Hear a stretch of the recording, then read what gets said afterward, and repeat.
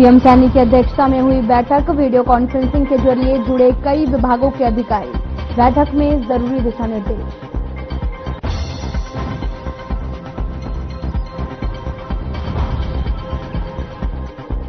जल्द खत्म होगा बोर्ड की परीक्षा, देने वाले छात्रों का इंतजार। हरियाणा विद्यालय शिक्षा बोर्ड कभी भी जारी कर सकता है रिजल्ट, आखिरी पड़ाव में रिजल्ट का कार्य।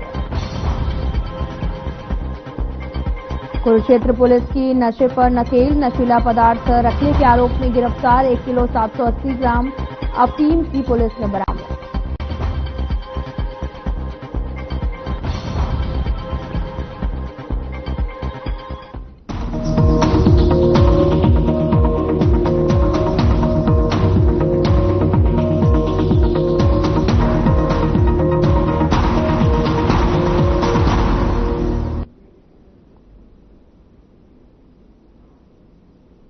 नमस्कार, मैं हूं आपके साथ अंकिता पाल। बुलेटिन की शुरुआत करते हैं। हरियाणा के ऊर्जा, परिवहन एवं श्रम मंत्री अनिल विज ने कहा कि ये पाकिस्तान नहीं, न पाकिस्तान है।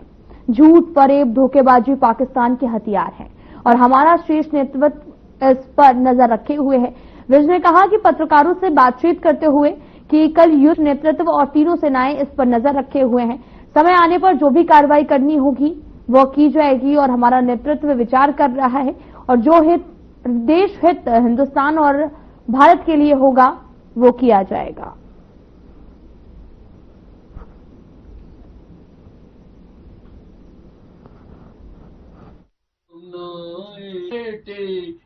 ये पाकिस्तान नहीं है, ये ना पाकिस्तान है। झूठ, फरेब, छल, धोखेबाजी इसके हथियार हैं। हमारी शीर्ष नेतृत्व इस पर नजर रखे हुए है, हमारी फौजें इस पर नजर रखे हुए हैं और समय आने पर जो कार्रवाई करनी होगी करेंगे। देखो वीर जवान।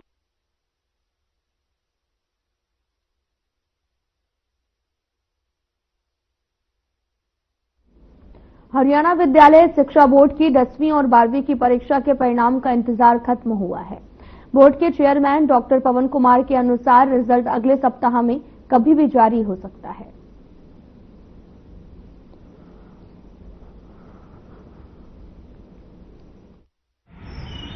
परीक्षा परिणाम घोषित करने का जहां तक सवाल है, हरियाणा विद्यालय शिक्षा बोर्ड जल्द ही परीक्षा परिणाम घोषित करने जा रहा है। सबसे पहले सीनियर सेकेंडरी कक्षाओं का परीक्षा परिणाम घोषित किया जाएगा, जो कि आगामी सप्ताह में संभावना है। उसके बाद जो सेकेंडरी कक्षाएं हैं यानी 10वीं कक्षाओं का परीक्षा परिणाम घोषित किया जाएगा। इसमें जो फाइनल स्टेज होती है, जिसमें कुछ इस प्रकार की त्रुटियां होने की संभावना होती है परीक्षा परिणाम में, जहां कोई बच्चे के साथ इनजस्टिस ना हो जाए, वो स्टेज भी फाइनल हम पार कर चुके हैं। कभी भी परीक्षा परिणाम घोषित किया जा सकता है।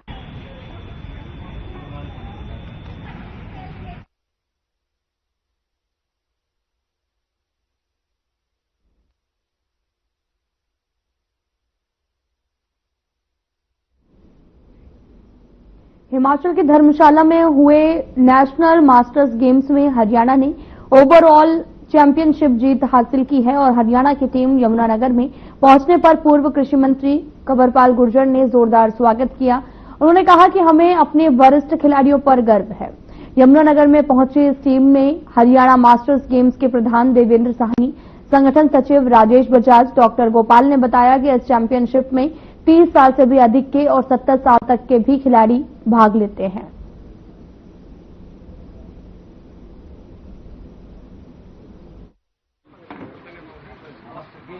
देखिए, मेरी इन सबको बहुत बहुत शुभकामनाएं, बहुत बहुत बधाई। मैं समझता हूँ इससे जो हमारा जिला है, तो यहाँ के जो हमारे नवयुवक भी हैं उनका को भी उत्साह मिलेगा, बहुत हिम्मत बढ़ेगी। तो जिस प्रकार से अभी भी हमारे बहुत खिलाड़ी ऐसे हैं बास्केटबॉल में जो राष्ट्रीय स्तर पे खेल के आए। अभी मुझे पहले आए थे तो मैंने उनको सम्मानित भी किया था। और अब ये जो मास्टर गेम है जिसमें 30 साल से ज्यादा उम्र के लोग खिलाड़ी हैं, तो हमारी 8 टीम में गई थी और 7 टीम में जो है वो ओवरऑल चैंपियन रही हमारी, हॉकी में भी और बास्केटबॉल में भी। तो आज ये हमें मिलने आए थे, तो मैं इनका स्वागत करता हूँ, यहाँ अभिनंदन करता हूँ। मैं हरियाणा मास्टर्स का ऑर्गेनाइज सेक्रेटरी हूँ, राजेश बजाज नाम है मेरा। तो मैम इस बार हम धर्मशाला में मास्टर नेशनल खेलने गए थे, उसमें हमारे 8 ग्रुप थे, उसमें 7 में गोल्ड मेडल आया है और ओवरऑल चैंपियन बास्केटबॉल आई है। सरकार में जब हमारी गोल्ड ओवरऑल चैंपियन जैसे आई, अवार्ड देना चाहिए, उन्हें अवार्ड मिलना चाहिए। जैसे वो स्टेट वाले हमें आने जाने का खर्चा देते हैं, उनको ऐसे डोनेशन प्रमोशन होनी चाहिए, हमें भी, हरियाणा वालों को भी होनी चाहिए। खेल नीति हमारे हरियाणा सरकार की बहुत अच्छी है, लेकिन मैं इसमें कहना चाहूंगा कि हमारे मास्टर्स गेम्स को कहीं न कहीं थोड़ा सा अनदेखा किया गया हुआ है, जिसके अंदर हमें स्कॉलरशिप की और अगर हम चाहते हैं थोड़ा सा हमें अवार्ड्स की अगर सुविधा दे दी जाए तो इसमें बहुत बढ़ चढ़कर खिलाड़ी आगे आएंगे। यही हमारी सरकार से गुजारिश है। हमारी अभी 250 का 250 मास्टर्स का कॉन्टिजेंट धर्मशाला में पार्टिसिपेट करके आया है वेरियस गेम्स में। इनमें 30 से बाद में शुरू हो जाए, ग्रुप्स बन जाते हैं 30, 40, 50, 60।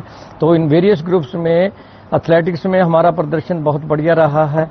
उसमें कम से कम 20 पोजीशनें हमारी गोल्ड मेडल हैं और सेकंड हैं, थर्ड हैं, बहुत अच्छा दिया रिजल्ट दिया। हॉकी में 30+ की टीम हमारी चैंपियन रही है इंडिया में, 40+ की मेन की टीम चैंपियन रही है। उसमें भी हमारे ओवरऑल ट्रॉफी दोनों की 3 ग्रुप में करवाते हैं, 2 में हमारी चैंपियन रही, हमें ओवरऑल ट्रॉफी भी।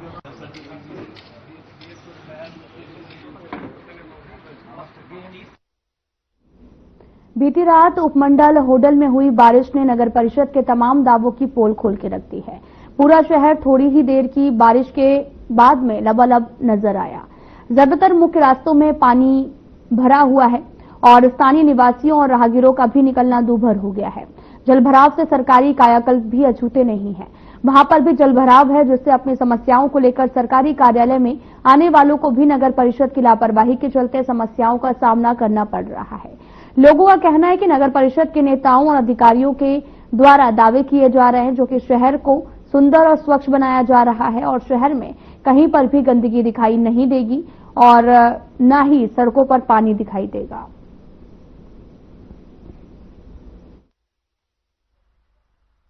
मेरी पूरी परेशानी है जी, मेरी छोटी सी मार्केट रहती है डेली की और आज वो मार्केट नहीं हो पाई। मेरे को तो बहुत बड़ा लॉस। किस कारण से नहीं हो पाई? पानी भरने की वजह से यहाँ इतना ही पानी भरा हुआ है कि निकलना असंभव है। ये बाइक डूब रही है, बाइक बंद हो जाती है इसमें। क्या शहर में चारों तरफ पानी भरा हुआ? चारों तरफ भरा हुआ। मैं सामने वाली तरफ से अभी आ रहा हूँ, वहाँ भी यही हाल है, सारे में पानी भरा हुआ। होडल शहर में पूरा पानी भरा हुआ? पूरा पानी भरा हुआ। क्या जो नगर परिषद द्वारा नालियां बनाई गई हैं उनसे कोई फायदा हुआ? नाली बनी कहाँ है? नाली तो पूरी अभी बनी नहीं है, तो अभी तो कोई फायदा है। पानी के कारण हुई है, पानी भरा हुआ है यहाँ पे। तो मतलब ऐसा मतलब कुछ नहीं है कि मतलब पानी निकल नहीं रहा है।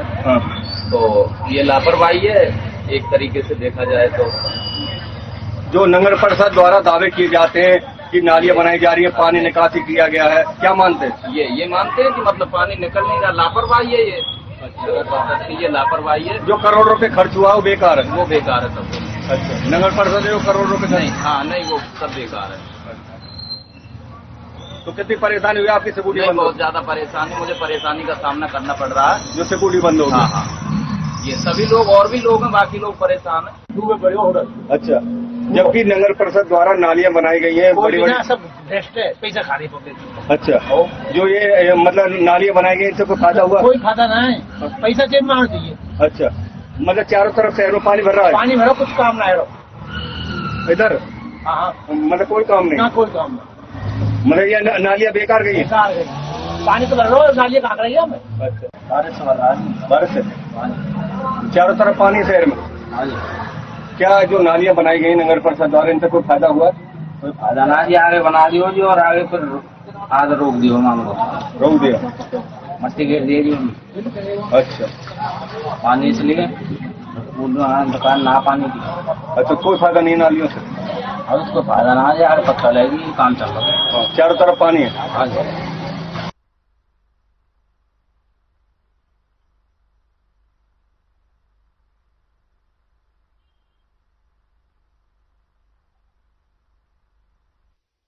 हरियाणा की गृह सचिव सुमिता मिश्रा ने 9 मई को पीसी की है, जिसमें उन्होंने सीएम के साथ में हुए अधिकारियों की बैठक में हुई चर्चा की जानकारी दी।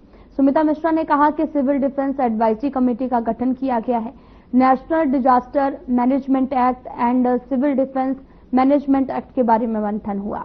सभी जिला उपायुक्त को भी 5-5 लाख रुपए अलॉट किए गए। साथ ही आपको ये भी बताते चलें कि एग्जिस्टिंग स्टॉक को भी लेकर चेक करने और स्टॉक ना करने वाले के बारे में भी हिदायत दी गई है। वाटर रिसोर्सेज पर सिक्योरिटी बढ़ा दी गई है। अगर कोई भी संदिग्ध चीज मिलती है तो नागरिक इसकी सूचना पुलिस को दे सकते हैं। और साथ ही ये भी बताया गया कि फायर क्रैकर्स पर प्रतिबंध लगा दिया गया है। आम नागरिक ड्रोन्स नहीं उड़ा सकते हैं। और सुमिता मिश्रा ने ब्लैकआउट को लेकर भी दिशा निर्देश जारी किए हैं। आज इनफैक्ट 2 अहम बैठकें हुई हैं। कल हमने नोटिफाई करी है state level civil defence advisory committee. तो सबसे पहले तो मुख्य सचिव की अध्यक्षता में उसकी बैठक की गई, जिसमें सारे जो इम्पोर्टेंट महकमे हैं, जो वाइटल सर्विसेज से जुड़े हैं, बिजली है, पानी है, हॉस्पिटल्स हैं, उनके एडमिनिस्ट्रेटिव सेक्रेटरीज उस बैठक में मौजूद थे। और यही चर्चा हुई है कि हमें ये सुनिश्चित करना है कि किसी भी प्रकार की जो एसेंशियल सर्विसेज हैं नागरिकों के लिए, उनमें कोई डिस्टर्बेंस ना आए।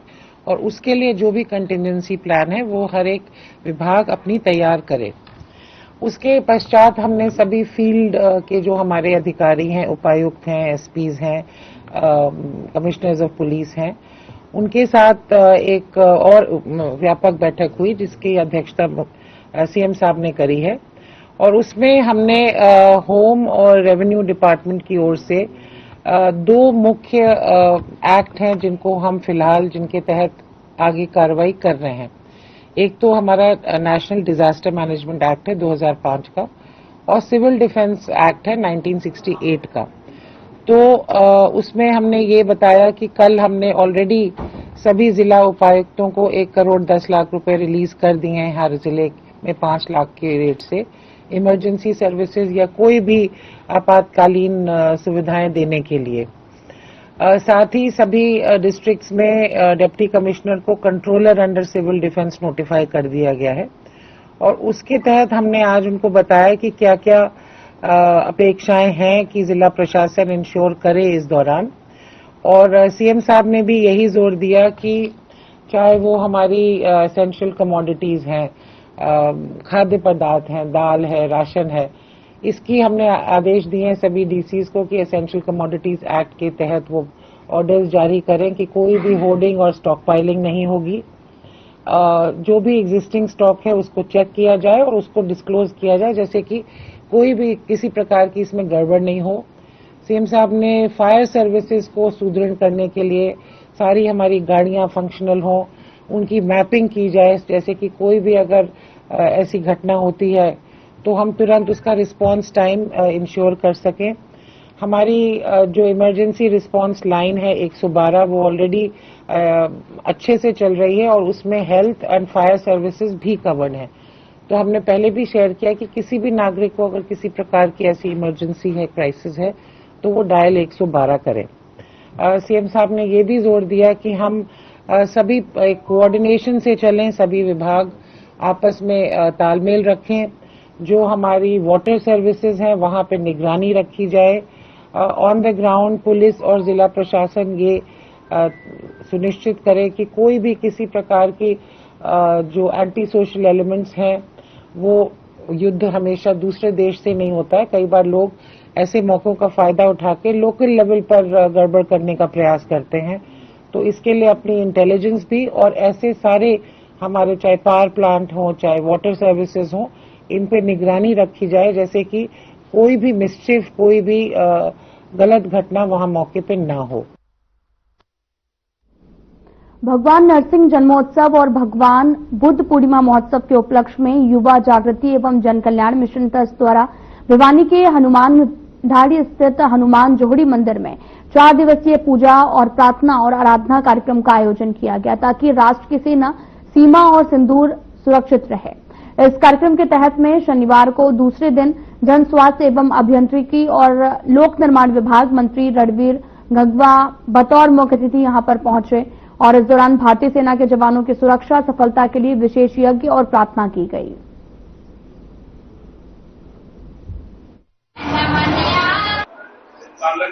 भिवानी के अंदर हनुमान जोड़ी धाम के अंदर यहाँ पहुंचने का अवसर मिला है और यहाँ जिस तरीके से 4 दिन लगातार जो सत्संग चल रहा है, प्रार्थनाएं सभा चल रही है, और वो भी राष्ट्र के लिए। जिस तरीके से आज जो देश के हालात हैं, जो पहलगाम के अंदर 22 अप्रैल को जो आतंकवादियों ने जो घटनाक्रम करने का काम किया, नरसंहार करने का काम किया, निहत्थे हमारे देश के सैलानियों के मौत के घाट उतारने का काम किया, और उसके प्रति पूरे देश के अंदर रोष और व्यथित पूरा देश था।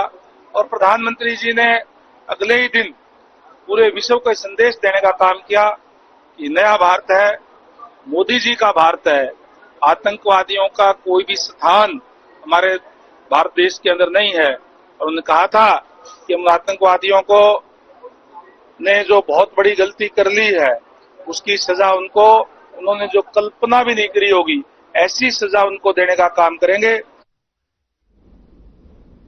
खबर कुरुक्षेत्र से है, जहां पर श्री जयराम संस्थाओं के अंतर्गत स्थापित डीएसबी इंटरनेशनल पब्लिक स्कूल के लोकार्पण समारोह में मुख्य अतिथि के तौर पर आचार्य महामंडलेश्वर अवधेशानंद गिरी और साथ ही विशिष्ट अतिथि के तौर पर कुरुक्षेत्र के सांसद नवीन जिंदल शामिल हुए और देश भर में संचालित श्री जयराम संस्थाओं के परमाध्यक्ष एवं जयराम शिक्षण संस्थान के चेयरमैन ब्रह्मस्वरूप ब्रह्मचारी के सानिध्य में आचार्य महामंडलेश्वर अवधेशानंद गिरी और साथ ही कुरुक्षेत्र के सांसद नवीन जिंदल ने रिबन काटकर दीप प्रज्वलित किया और डीएसबी इंटरनेशनल पब्लिक स्कूल का लोकार्पण किया। इस दौरान आचार्य महामंडलेश्वर अवधेशानंद गिरी ने अपने संबोधन में कहा कि किसी भी राष्ट्र की सुरक्षा के लिए दो मुख्य शक्तियां काम करती हैं।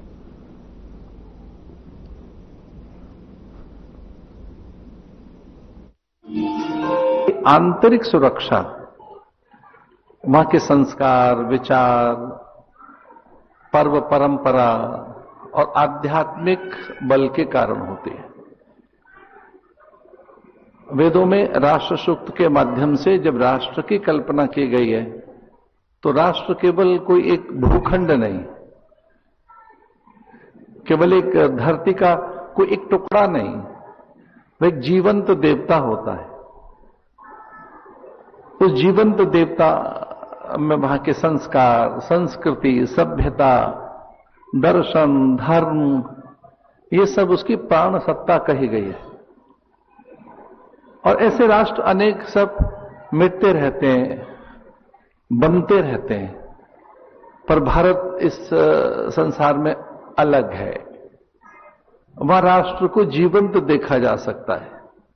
यहां हमने अपनी धरती को मां कहा है, माता भूमि पुत्र हम पृथिव्या।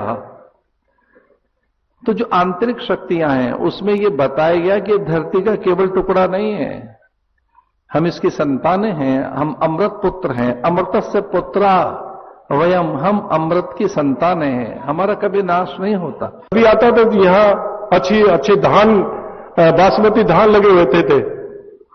सुनीता जी, यहाँ धान लगे होते थे, आदि स्कूल वाली है ना, यहाँ धान लगे होते। तो मेरी नजर नवीन जी से जाती थी कि क्या खुशबू आ रही है, क्या धान की खुशबू आ रही है।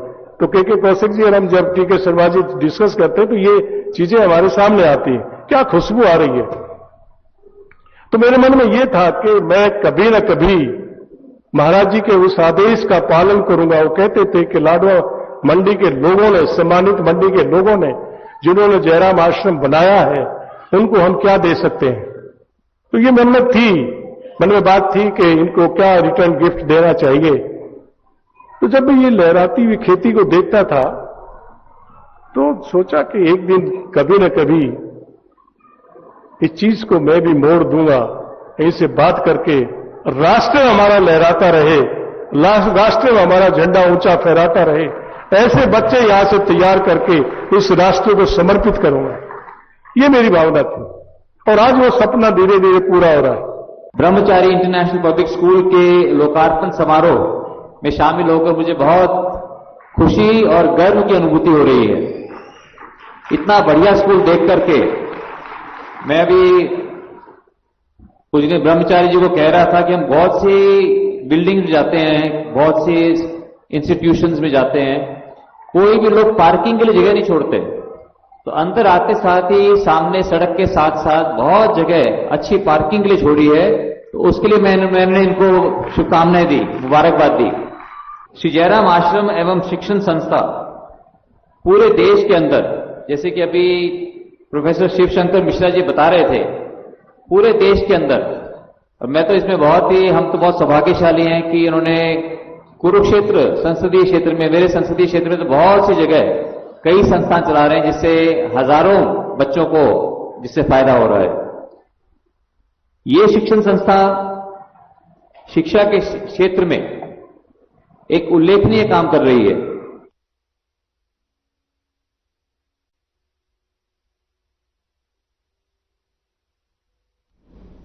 उपायुक्त पंचकुला की कई विभागों के अधिकारियों के साथ में बैठक समाप्त हो गई है। और साथ ही आपको यह भी बताते चलें कि इससे पहले मुख्यमंत्री हरियाणा ने चंडीगढ़ से वीडियो कॉन्फ्रेंस के माध्यम से अधिकारियों के साथ में बैठक की और जरूरी दिशा निर्देश भी दिए। इसके पश्चात उपायुक्त मोनिका गुप्ता के द्वारा मीडिया से अहम जानकारी साझा की गई, पत्रकार वार्ता कर जानकारी दी गई है।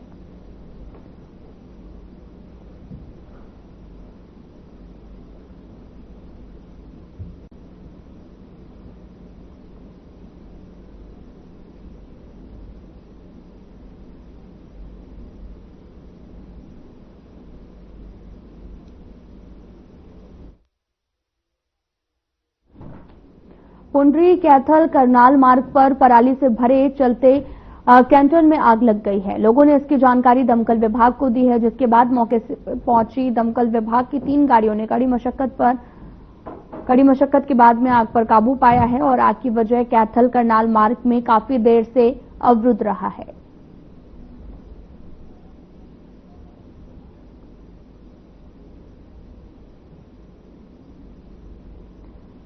तस्वीरें आपको दिखा रहे हैं जो कि पुंडरी से हैं, जहां पर पराली से भरे टैंकर में भीषण आग लग गई और आग के बाद में दमकल विभाग को सूचना दी गई। दमकल की टीम मौके पर पहुंची और आग बुझाने का कार्य किया गया है।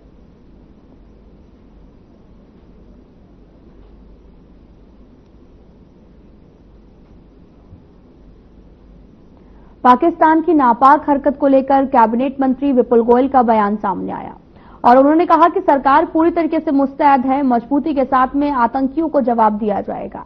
अब जमींदारों को भी आपस में बंटवारे को लेकर कोई विरोध नहीं होगा, क्योंकि सरकार ने अब रोवर द्वारा डिमार्केशन से जमीनों की नापतोल शुरू कर दी है।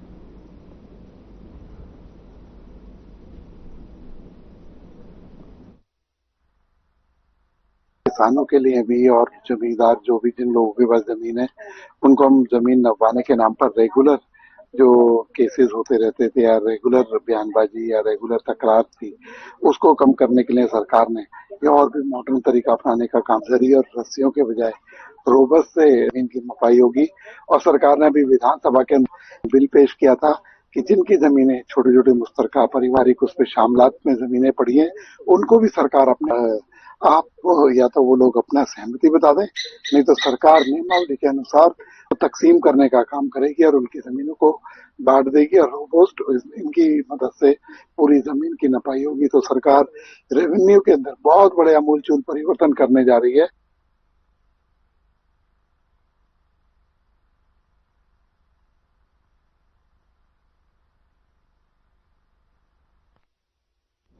हरियाणा स्वास्थ्य विभाग के महानिदेशक ने आदेश जारी किए हैं, जिसमें उन्होंने अधिकारियों और कर्मचारियों की छुट्टियों को रद्द कर दिया है। साथ ही तमाम अधिकारियों और कर्मचारियों को जिला मुख्यालय न छोड़ने के भी आदेश जारी किए हैं। जो कि अधिकारी कर्मचारी छुट्टी पर हैं, उन्हें जल्द से जल्द जिला मुख्यालय पर कार्य ग्रहण करने के निर्देश भी जारी किए गए हैं।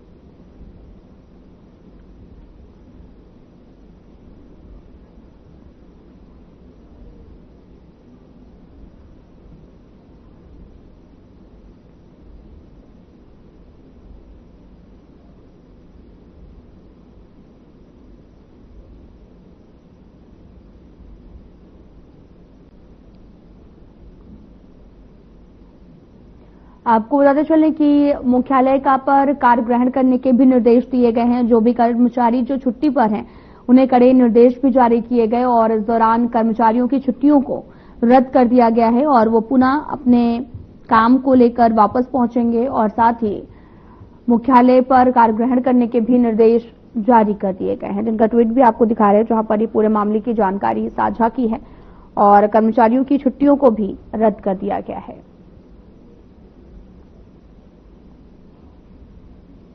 फिलहाल बुलेटिन में इतना ही। अब वक्त हो चला है डॉक्टर राकेश गुप्ता के साथ हमारे खास कार्यक्रम प्लस माइनस का।